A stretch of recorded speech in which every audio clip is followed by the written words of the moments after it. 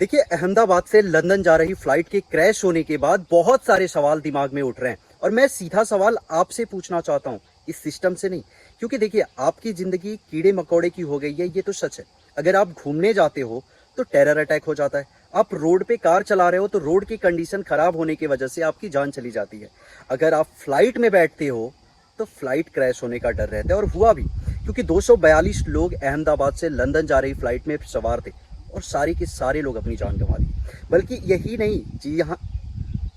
नहीं जहाँ पे फ्लाइट क्रैश हुआ उसके नीचे 75 MBBS के स्टूडेंट खाना खा रहे थे, उनकी भी जानें चली गई। मतलब सवाल ये है मेरा कि 13 साल पुरानी उस फ्लाइट को उड़ने क्यों दिया गया। दूसरी चीज, जिस फ्लाइट के लिए हजारों कंप्लेन दर्ज हैं कि उस फ्लाइट में बैठने के बाद जो सीट के पास स्क्रीन लगी होती है वो स्क्रीन काम नहीं कर रही थी, फ्लाइट के AC से पानी टपक रहा था, और फिर भी उस फ्लाइट को उड़ने की इजाजत एयर इंडिया एयरलाइंस ने कैसे दे दिया। हमारे देश में ये सिस्टम, ये भ्रष्टाचार कब तक रुकेगा, ये सवाल मैं आपसे पूछता हूँ।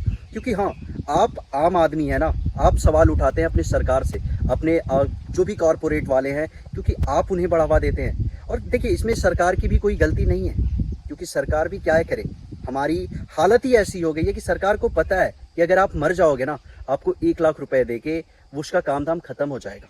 मतलब हमारे देश में फ्लाइट क्रैश हो जाती है, टेरर अटैक हो जाता है, सिंपल सा कोई आता है और ये कह देता है कि सारे मरे हुए लोगों को 1-1 लाख या 2-2 लाख के मुआवजे दे दिए जाएंगे।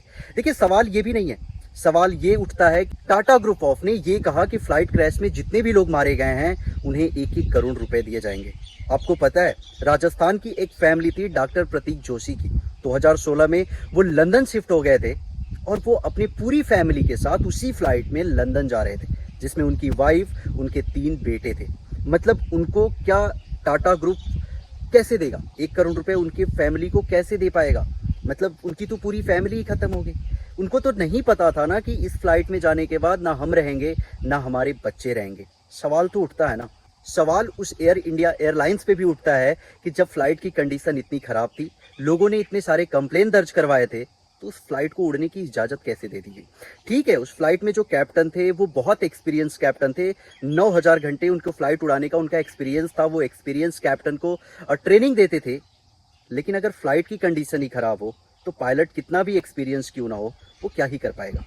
सवाल तो उठता है। सवाल देश के सरकार पे भी उठता है कि ऐसे कारपोरेट वालों को, ऐसे एयरलाइंस को वो क्यों नहीं ऐसा कानून बनाते कि उन पे भी कोई पाबंदी लागू हो। अगर आप बाइक खरीदते हैं और 15 साल से पुरानी हो जाती है तो रोड पे आपको बाइक नहीं चलाने दिया जाता है। क्या फ्लाइट पे ऐसा रूल नहीं होता है? क्या ट्रेन पे ऐसा रूल नहीं होता है? अभी एक खबर आई थी कि अहमदाबाद से अमरनाथ यात्रा जाने वाले कुछ पुलिस कर्मियों के लिए जो ट्रेन का अरेंजमेंट किया गया था, उसकी सीट ही सही नहीं थी। उसमें वो जाने से इनकार कर दिए थे, जाने से मना कर दिए थे।